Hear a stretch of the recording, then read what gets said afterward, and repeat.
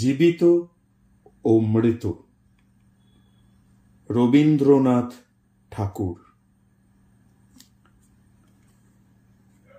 রানীহাটের জমিদার শারদাশঙ্কর বাবুদের বাড়ির বিধবা বধূটির পিতৃকুলে কেহ ছিল না। সকলেই একে একে মারা গিয়াছে। পতিকুলেও ঠিক আপনার বলিতে কেহ নাই, পতিও নাই, পুত্রও নাই। একটি ভাসুরপ, শারদাশঙ্করের ছোট ছেলেটি, সেই তাহার চক্ষের মণি। সে জন্মিবার পর তাহার মাতার বহুকাল ধরিয়া শক্ত পীড়া হইয়াছিল। সেই জন্য এই বিধবা কাকি কাদম্বিনী তাহাকে মানুষ করিয়াছে। পরের ছেলে মানুষ করিলে তাহার প্রতি প্রাণের টান আরো বেশি হয়, কারণ তাহার উপরে অধিকার থাকে না, তাহার উপরে কোনো সামাজিক দাবি নাই, কেবল স্নেহের দাবি। কিন্তু কেবলমাত্র স্নেহ সমাজের সমক্ষে আপনার দাবি কোনো দলিল অনুসারে সপ্রমাণ করিতে পারে না এবং চাহেও না। কেবল অনিশ্চিত প্রাণের ধনটিকে দ্বিগুণ ব্যাকুলতার সহিত ভালোবাসে। বিধবার সমস্ত রুদ্ধ প্রীতি এই ছেলেটির প্রতি সিঞ্চন করিয়া একদিন শ্রাবণের রাত্রে কাদম্বিনীর অকস্মাৎ মৃত্যু হইল। সেই স্নেহকাতর ক্ষুদ্র কোমল বক্ষটির ভিতর সময়ের ঘড়ির কল চিরকালের মতো বন্ধ হইয়া গেল। পাছে পুলিশের উপদ্রব ঘটে, এই জন্য অধিক আড়ম্বর না করিয়া জমিদারের 4 জন ব্রাহ্মণ কর্মচারী অনতি বিলম্বে মৃতদেহ দাহ করিতে লইয়া গেল। রানীহাটের শ্মশান লোকালয় হইতে বহু দূরে। পুষ্করণীর ধারে একখানি কুটির এবং তাহার নিকটে একটা প্রকাণ্ড বট গাছ। বৃহৎ মাঠে আর কোথাও কিছু নাই। পূর্বে এইখান দিয়া নদী বহিত, এখন নদী শুকাইয়া গিয়াছে। সেই শুষ্ক জলপথের এক অংশ খনন করিয়া শ্মশানের পুষ্করিণী নির্মিত হইয়া আছে। এখানকার লোকেরা এই পুষ্করিণীকেই পুণ্য স্রোতস্বিনীর প্রতিনিধি স্বরূপ জ্ঞান করে। মৃতদেহ কুটিরের মধ্যে স্থাপন করিয়া চিতার কাঠ আসিবার প্রতীক্ষায় 4 জনে বসিয়া রহিল। সময় এত দীর্ঘ বোধ হইতে লাগিল যে অধীর হইয়া 4 জনের মধ্যে নিতাই এবং গুরুচরণ কাঠ আনিতে এত বিলম্ব হইতেছে কেন দেখিতে গেল। বিধু এবং বনমালী মৃতদেহ রক্ষা করিয়া বসিয়া রহিল। শ্রাবণের অন্ধকার রাত্রে থমথমে মেঘ করিয়া আছে। আকাশে একটি তারা দেখা যায় না। অন্ধকার ঘরে দুইজনে চুপ করিয়া বসিয়া রহিল। একজনের চাদরে দিয়াশলাই এবং বাতি বাঁধা ছিল।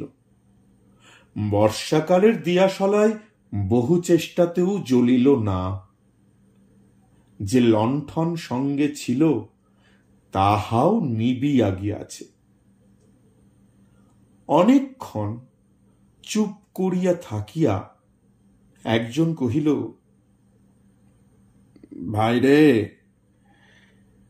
এক ছিলিম তামাকের জোগাড় থাকিলে বড় সুবিধা হইত। তাড়াতাড়িতে কিছুই আনা হয় নাই। অন্য ব্যক্তি কহিল, আমি চট করিয়া এক দৌড়ে সমস্ত সংগ্রহ করিয়া আনিতে পারি। বনমালীর পলায়নের অভিপ্রায় বুঝিয়া বিধু কহিল, মায়েরি, আর আমি বুঝি এখানে একলা বসিয়া থাকিব? আবার কথাবার্তা বন্ধ হইয়া গেল। 5 মিনিটকে 1 ঘণ্টা বলিয়া মনে হইতে লাগিল। যাহারা কাঠ আনিতে গিয়াছিল তাহাদিগকে মনে মনে ইহারা গালি দিতে লাগিল। তাহারা যে দিব্য আরামে কোথাও বসিয়া গল্প করিতে করিতে তামাক খাইতেছে, এ সন্দেহ ক্রমশই তাহাদের মনে ঘনীভূত হইয়া উঠিতে লাগিল। কোথাও কিছু শব্দ নাই, কেবল পুষ্করণীর তীর হইতে অবিশ্রাম ঝিল্লি এবং ভেকের ডাক শোনা যাইতেছে। এমন সময় মনে হইল যেন খাটটা ঈষৎ নড়িল, যেন মৃতদেহ পাশ ফিরিয়া শুইল। বিধু এবং বনমালী রাম নাম জপিতে জপিতে কাঁপিতে উঠিল। ঘরের মধ্যে হঠাৎ একটা দীর্ঘ নিঃশ্বাস শোনা গেল। বিধু এবং বনমালী এক মুহূর্তে ঘর হইতে লম্ফ দিয়া বাহির হইয়া গ্রামের অভিমুখে দৌড় দিল। প্রায় ক্রোশ 1.5 পথ গিয়া তাহারা দেখিল অবশিষ্ট 2 সঙ্গী লণ্ঠন হাতে ফিরিয়া আসিতেছে। তাহারা বাস্তবিকই তামাক খাইতে গিয়াছিল। কাঠের কোনো খবর জানে না, তথাপি সংবাদ দিল গাছ কাটিয়া কাঠ ফড়াইতেছে, অনতি বিলম্বে রওনা হইবে। তখন বিধু এবং বনমালী কুটিরের সমস্ত ঘটনা বর্ণনা করিল। নিতাই এবং গুরুচরণ অবিশ্বাস করিয়া উড়াইয়া দিল এবং কর্তব্য ত্যাগ করিয়া আসার জন্য অপর 2 জনের প্রতি অত্যন্ত রাগ করিয়া বিস্তর ভৎসনা করিতে লাগিল। কাল বিলম্ব না করিয়া 4 জনেই শ্মশানে সেই কুটিরে গিয়া উপস্থিত হইল। ঘরে ঢুকিয়া দেখিল মৃতদেহ নাই, শূন্য খাট পড়িয়াছে।